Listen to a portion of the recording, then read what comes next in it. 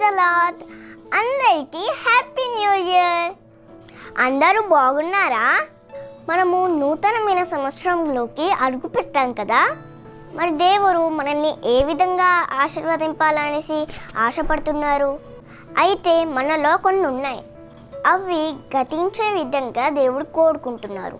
ఏమని అంటే 2 కొరింథీ 5వ అధ్యాయం 17వ వచనంలో, కాగా ఎవరైనాను క్రీస్తు నందున్న ఎడల వారు నూతన సృష్టి, పాతవి గతించెను, ఇదిగో కొత్తవి మొదలాయెను. అంటే మనం దీవింపబడాలి అంటే మనలో ఉన్న ప్రతి విధమైన పాతవి ఏవైనా సరే.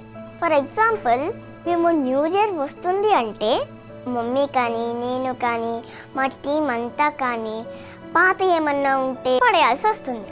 అంటే నీట్గా చేసేసుకుంటాం మా ఇల్లుని. ఎందుకు అనంటే న్యూ ఇయర్ వస్తుంది అనేసి పాతయన్నీ పాడేసి ఇల్లుని ఎంతో అందంగా డెకరేట్ చేసుకుంటాం కదా.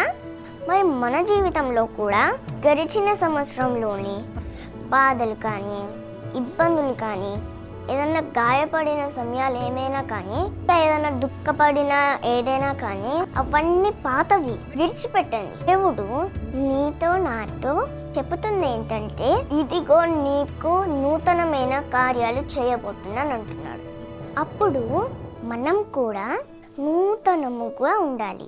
పాతయన్నీ విడిచిపెట్టి తానంతా మర్చిపోయి నూతనమైన వాటి కోసం 2025లో అరుకేద్దాం. నూతనమైన వాటి కోసం మీరు సిద్ధంగా ఉన్నారా? అయితే దేవుడు మాట్లాడుతున్నాడు. యెషయాకు రాసిన గ్రంథం 43వ అధ్యాయం 19వ వచనంలో, ఇదిగో నేనొక నూతన క్రియ చెయ్యబోచున్నాను, ఇప్పుడే అది మొలుచును, మీరు అన్ని ఆలోచించారా?